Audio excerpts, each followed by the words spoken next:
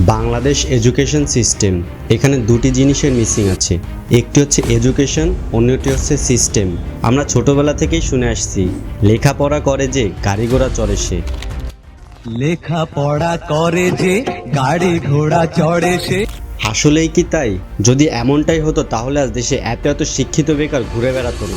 দেশে বেকারের সংখ্যা বেড়েছে। বর্তমানে কর্মহীন মানুষের সংখ্যা 25,90,000। বাড়ছে শিক্ষিত বেকারের সংখ্যা।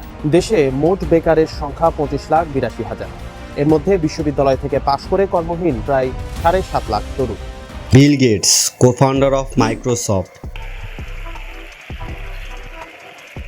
Mark Zuckerberg, co-founder of Facebook. Sheikh Akijuddin, founder of Akij group. Richard Branson, founder of Virgin group. বলুন তো এদের সবার মধ্যে কোন জিনিসটি কমন আছে? আপনি হয়তো ভাবছেন এরা পৃথিবীর সব থেকে সফল মানুষ এবং ধনী ব্যক্তিদের তালিকায় শীর্ষে আছে। প্রেজেন্ট ওয়ার্ল্ডকে এরা ডমিনেট করছে।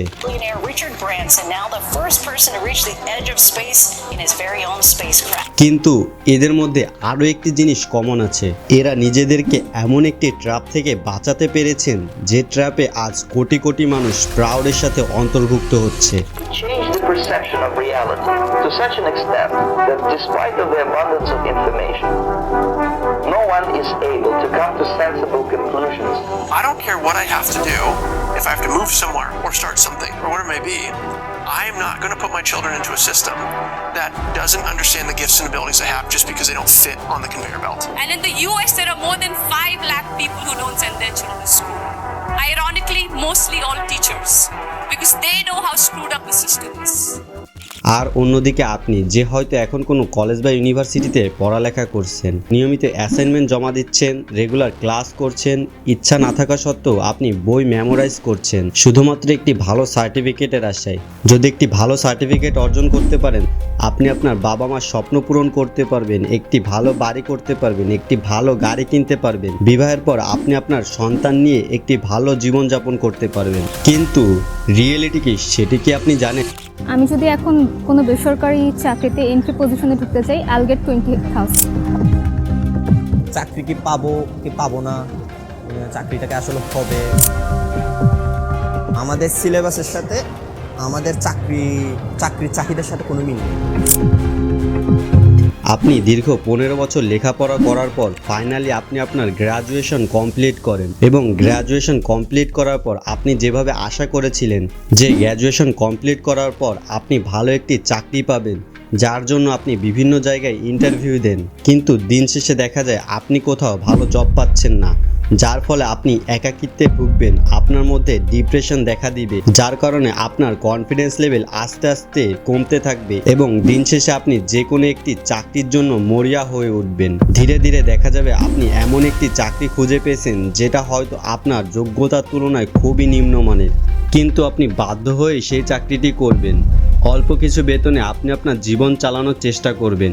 আস্তে আস্তে আপনি সেই জীবনে অভ্যস্ত হয়ে যাবেন। আপনি হয়তো ভাববেন আপনার লাক খারাপ ছিল, যার ফলে আপনি যেমন সফলতা অর্জন করতে চেয়েছিলেন আপনি তেমন সফলতা অর্জন করতে পারেননি। কিন্তু আপনি যেটি ভাবছেন এটি সত্যি নয়, সত্যিটা অন্য কিছুই। The gang of 9 got together, I think it was, and decided this is what people should learn. Physics, biology, chemistry, and this is how they should learn. It's like the newspaper industry, right? More printing presses, more big buildings, right? Makes us look grander. The people who built the schools were consciously aiming at eradicating the will of the students who were part of the system because they wanted them to be obedient. The entire purpose of a big university is to give you a foundation to fail, not a foundation to get an A. যেটি আজ পর্যন্ত আপনার কাছ থেকে লুকিয়ে রাখা হয়েছে। যেই এডুকেশন সিস্টেমকে ছোটবেলা থেকে আপনি চোখ বন্ধ করে ফলো করে আসছেন, সেই এডুকেশন সিস্টেম বানানোই হয়েছিল যেন আপনি ব্যর্থ হন। সেই এডুকেশন সিস্টেম বানানোই হয়েছিল যেন আপনি একজন অবিডেন্ট ফ্যাক্টরি ওয়ার্কার হতে পারেন। আপনার হয়তো মনে হতে পারে আমি কি বলছি, but give me few minutes, এরপর আপনি নিজেই এই সম্পূর্ণ ট্র্যাপটিকে বুঝে ফেলবেন। So are you coming with me? Puzzled as to why they're there.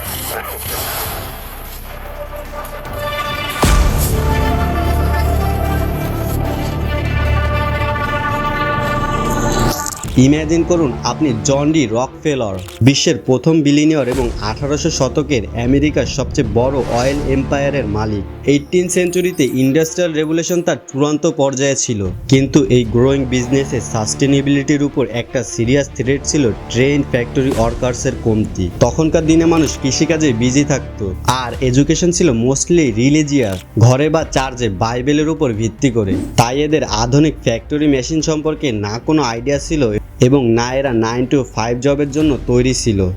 অর্থাৎ নিজের পুরো জীবন একটি ফ্যাক্টরিতে কাজ করে কাটিয়ে দেওয়ার মাইন্ডসেট তাদের ছিল না। এই সমস্যার একটিই সমাধান ছিল ম্যাস লেভেলে মানুষদের এডুকেট করার। কিন্তু as you know, knowledge is power. তাই শিক্ষা দেওয়া হতো, কিন্তু একটি নির্দিষ্ট সীমা পর্যন্ত। এডুকেশন সিস্টেমকে সেট আপ করার জন্য কেয়ারফুল ক্যালকুলেশনের প্রয়োজন ছিল। কম এডুকেট করলে তারা আপনার বিজনেসের জন্য ইউজলেস, আর বেশি এডুকেট করলে তারাই একদিন আপনার স্ট্যাটাসকে চ্যালেঞ্জ করবে। এসব বিষয় মাথায় রেখেই শিক্ষা ব্যবস্থাকে ডিজাইন করা হয়েছিল এবং এটিকে আকর্ষণীয় করে তোলার জন্য এডুকেশনকে ফ্রি করে দেওয়া হয়েছিল। দেখতে দেখতে পুরো আমেরিকা তাদের সন্তানদের এই শিক্ষা ব্যবস্থার মাঝে অন্তর্ভুক্ত করে।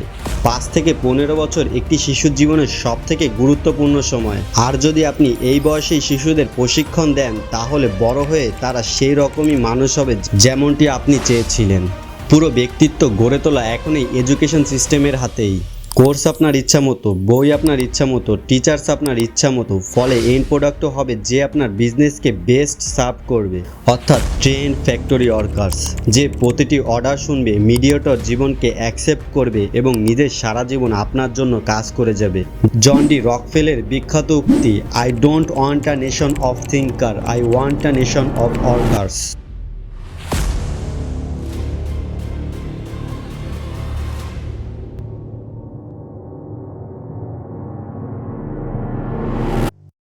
সিস্টেম তো ডিজাইন হয়ে গেল, এখন ম্যাস লেভেলে ইমপ্লিমেন্টের জন্য গভর্নমেন্টের সাপোর্ট দরকার।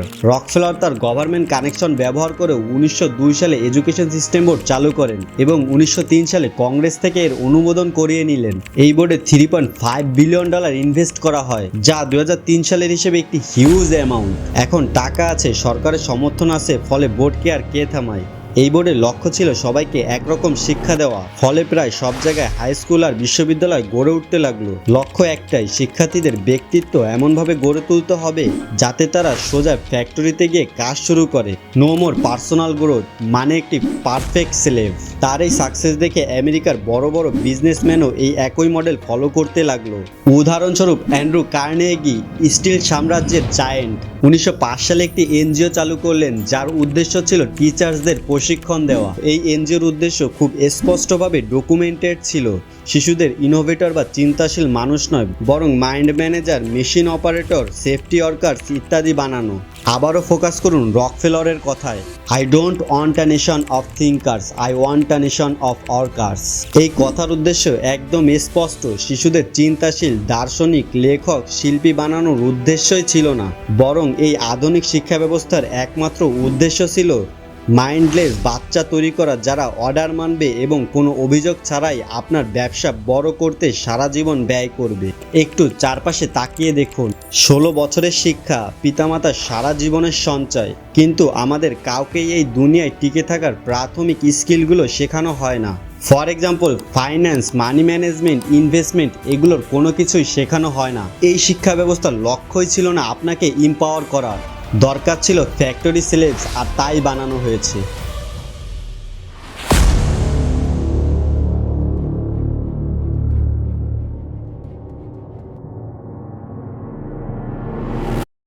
বাংলাদেশের মতো দেশের অবস্থা আপনার চোখের সামনেই। আমরা কোনো রিসার্চ ছাড়াই এই ব্যবস্থাকে অ্যাকসেপ্ট করেছি এবং চোখ বন্ধ করে সন্তানদের এই সিস্টেমেই ছুড়ে দিয়েছি।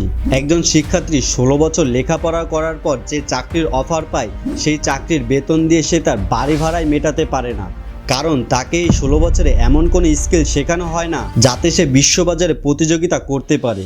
না আমরা গবেষণায় কাজ করি, না কোনো নতুন উদ্ভাবনে। সেই পুরনো 3-4টি পেশার ডাক্তার, ইঞ্জিনিয়ার এবং আইনজীবীর মধ্যেই আমরা এখনো আটকে আছি।